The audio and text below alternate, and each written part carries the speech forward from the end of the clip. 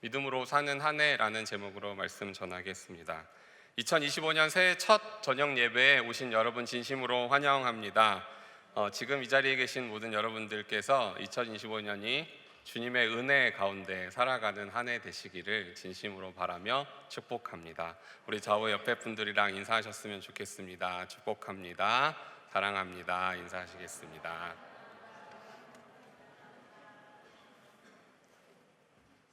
네, 말씀 전하겠습니다. 우리가 주님 뜻대로 세상을 살아가다 보면 어려움이나 고난에 마주치는 순간들이 꽤나 있습니다.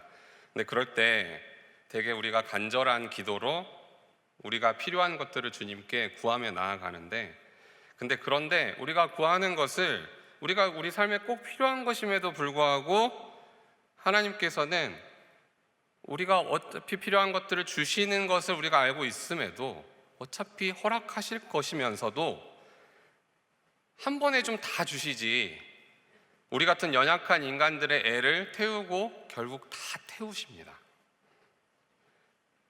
왜 우리 같은 연약한 인간들의 애를 다 태우고 나서야 그 모든 은혜를 허락하실까요? 그리고 심지어 주시는 것은 맞는지 확실하긴 한지 의심이 들기까지 합니다. 주님이 우리에게 은혜 베풀어 주실 것을 믿으십니까? 라고 이 질문을 여기 지금 계신 여러분들께 하면 당연히 아멘 하실 거예요. 지금 한번 해볼까요? 주님께서 우리에게 은혜 베풀어 주실 것을 믿으십니까? 감사합니다. 이렇게 우리는 믿음으로 아멘이라고 고백하게 됩니다.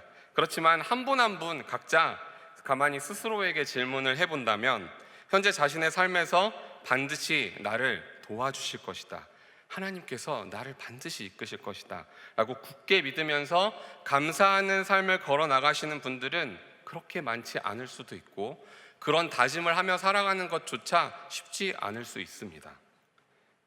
그리고 사실 이렇게 어렵게 가진 확신 속에서도 우리의 현실은 그다지 드라마틱한 속도로 평화스러워지지 않거나 드라마틱한 속도로 안락해지지 않는 경우가 많습니다. 많은 주변의 사람들의 고백이 그렇고 저의 삶 또한 그렇게 이루어집니다. 심지어 현재까지 오랜 고통을 겪고 있는 사람들이라면 당장 이러한 확신을 가지고 사는 것이 더 어려울 수 있습니다. 옛날 이스라엘 백성들 역시 그러했습니다. 오늘 읽은 본문 말씀의 장면은 이렇습니다. 먼저 이스라엘 백성들이 르비딤이라는 곳에 멈춰 장막을 쳤습니다. 본문에 따르면 우리 1절 말씀 다시 한번 보시겠습니다. 함께 읽겠습니다. 시작. 이스라엘 자손의 온 회중이 여호와의 명령대로 신 광야에서 떠나 그 노정대로 행하여 르비딤에 장막을 쳤으나 백성이 마실 물이 없는지라. 이스라엘 자손의 온 회중이 여호와의 명령대로 신 광야에서 떠나 그 노정대로 행하여 르비딤에 멈춰서 장막을 쳤다고 합니다. 이스라엘 백성들은 아마도 출애굽기에서 전반적으로 등장했던 구름 기둥이랑 불 기둥을 따라서 이동하고 있는 것으로 상상할 수 있습니다. 근데 이제 여기서 갈등 상황이 등장하는데, 이렇게 장막을 쳐서 하나님의 명령대로 멈춰선 곳에 백성들이 마실 물이 없습니다. 그러자 이스라엘 백성들은 바로 모세에게 따져 묻습니다. 그리고 모세가 대답합니다. 함께 2절과 3절을 다시 보시겠습니다. 이것은 제가 읽겠습니다. 백성이 모세와 다투어 이르되 우리에게 물을 주어 마시게 하라. 모세가 그들에게 이르되 너희가 어찌하여 나와 다투느냐? 너희가 어찌하여 여호와를 시험하느냐? 거기서 백성이 목이 말라 물을 찾으매 그들이 모세에게 대하여 원망하여 이르되 당신이 어찌하여 우리를 애굽에서 인도해 내어서 우리와 우리 자녀와 우리 가축이 목말라 죽게 하느냐? 모세가 여기서 자신에게 따지는 이스라엘 백성들에게 이렇게 대답합니다. 어찌하여 나와 다투느냐? 너희가 어찌하여 여호와를 시험하느냐? 모세는 참으로 좀 답답할 것입니다. 아니, 지금까지 우리 민족이 경험하면서 나아온 것들이 있는데 아직도 이런다고? 라는 생각이 들 수 있습니다. 모세의 생각은 그리고 또 굳이 말하지 않아도 이쯤 되면 이스라엘 백성들이 하나님께서 제때 맞춰서 좋은 것을 허락해 주실 것이니 참고 기다려라 하는 마음일지도 모르겠습니다. 우리 교육부서들에서는 매년 2번씩 수련회를 떠나곤 합니다. 근데 그럴 때마다 신앙교육을 위해서 부서장님들과 임원 선생님들 그리고 지도하시는 교육자분들은 수련회 장소를 찾는 데 많은 고민을 하십니다. 그리고 그것에 큰 부담을 가지고 있습니다. 많은 회의를 거치고 그리고 장소 답사를 미리 갔다 왔음에도 불구하고 만에 하나 결정된 장소가 답사 때랑 다르게 시설이 더 안 좋아져 있거나 그리고 예상보다 넉넉하지 못한 조건으로 수련회가 진행되게 된다면 혹시나 이스라엘 백성들이 모세에게 원망했던 것처럼 어찌하여 우리를 이 덕이동에서 인도해 내어서 우리와 우리 자녀들을 이렇게 힘들게 하느냐 하는 원망을 듣지 않을까 노심초사하게 됩니다. 저도 모교 청년부에 청년으로 있을 때 불평이 많은 불평 인형이었습니다. 이끄시는 분들의 마음도 모르고 외부 행사 때마다 일단 이런 장소를 왜 고르는지 모르겠다고 뒷담화하고, 그리고 행사 진행하면 왜 저걸 저렇게 진행하냐고 말이 많았던 청년이었습니다. 제가 이끄는 입장이 될 줄을 요만큼도 생각이 못한 아주 어리석은 행동이었고, 그리고 후회되는 행동입니다. 여기까지 보면 이스라엘 백성들이 참 믿음이 없고 아주 간사해 보입니다. 왜냐하면 지금 이 민족이 어떤 경험을 한 민족입니까? 애굽에서부터 엄청난 일을 몸으로 직접 경험한 민족입니다. 자신들이 대항할 수도 없었던 강력한 애굽의 왕과 그 나라 전체에 하나님께서 10가지 재앙을 내리시는 것을 다 보았습니다. 하나님의 능력으로 물이 피로 변하고 온 땅에 개구리, 메뚜기, 파리 같은 곤충이 뒤덮이는, 벌레들이 뒤덮이는 우리가 상상만 하고 있었던 그런 괴기한 기적들이 펼쳐지는 것을 보았고, 특히나 애굽인들의 모든 장자를 포함한 처음 난 생명들이 하루아침에 다 죽어버리는 이 기적 같은 사건은 이스라엘 백성들로서는 잊기 쉽지 않은 충격적인 일이었을 것입니다. 이뿐입니까?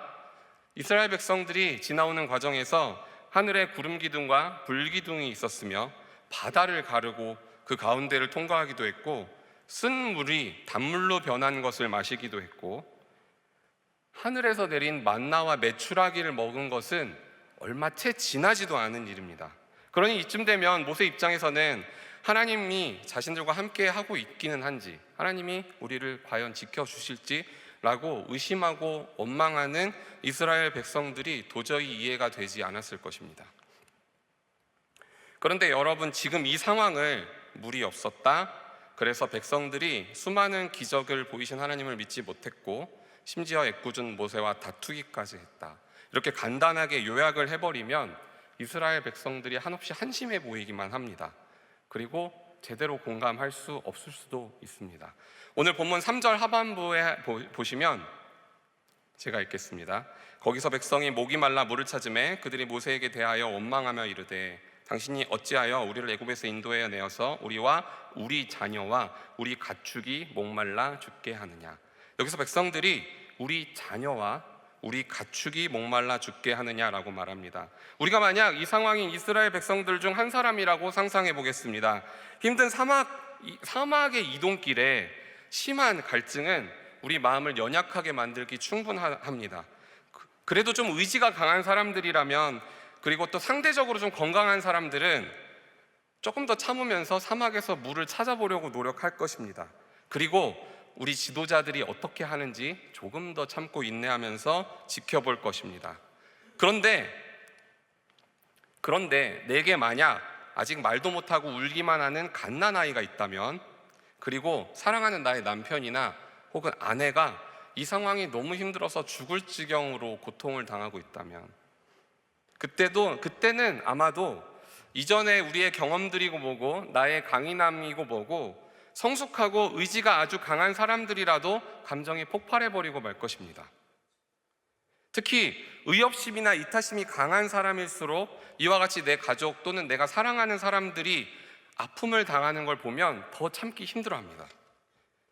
거기에 혹시 내 가족 중에 몸이 불편한 사람이 있었다면, 그리고 지켜야 할 자녀가 있었다면, 그리고 자녀가 많았다면, 애굽에서부터 지금까지 지나온 길들이 훨씬 더 험난했을 것이고, 거기에 계속 피로는 겹치고 겹쳐서 오늘의 이 역경은 사실 참기가 쉽지 않았을 것입니다.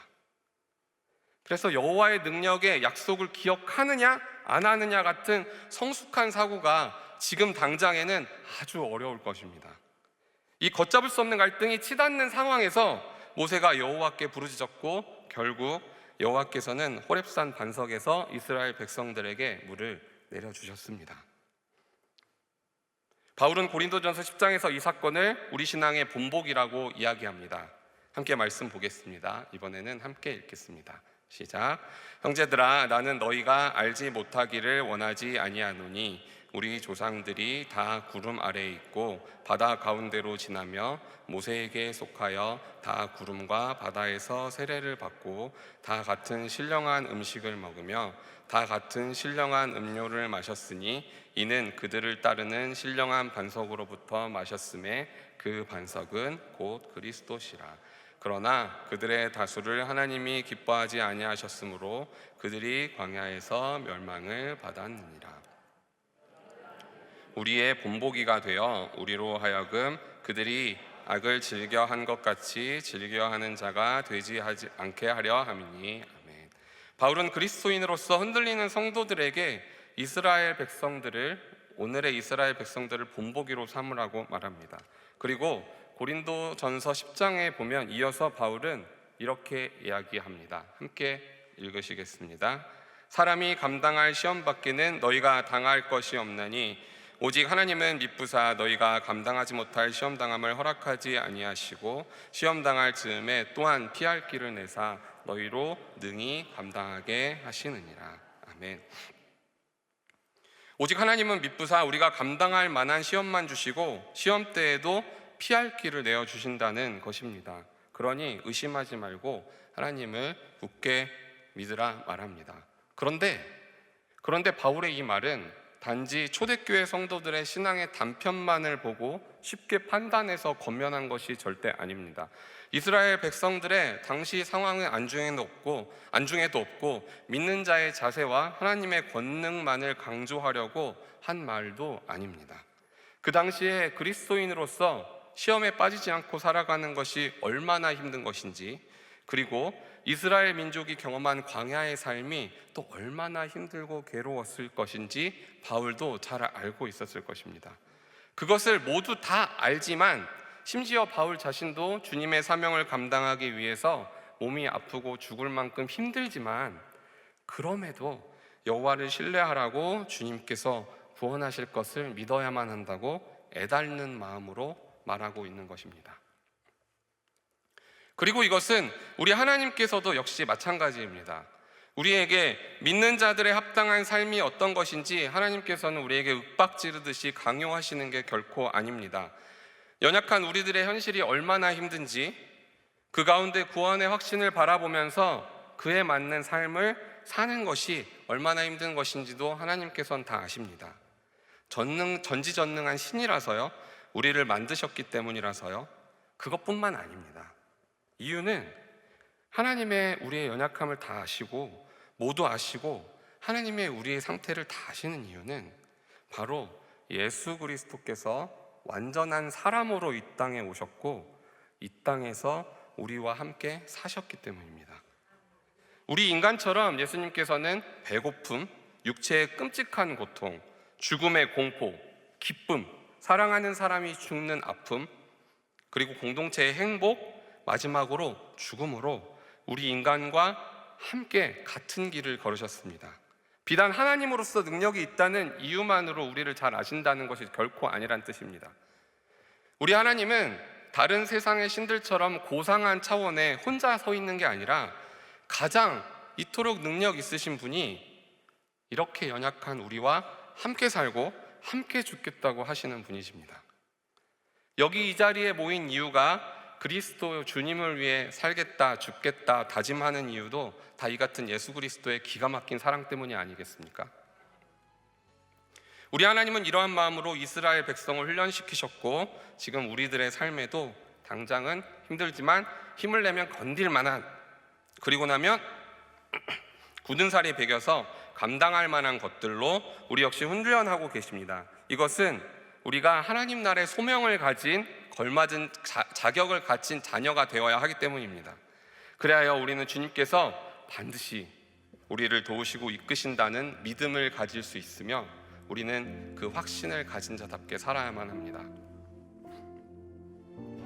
우리가 살아가다 보면 혹은 지금껏 살아오면서 주변에 훌륭한 동역자를 만나본 경험이 있을 것입니다.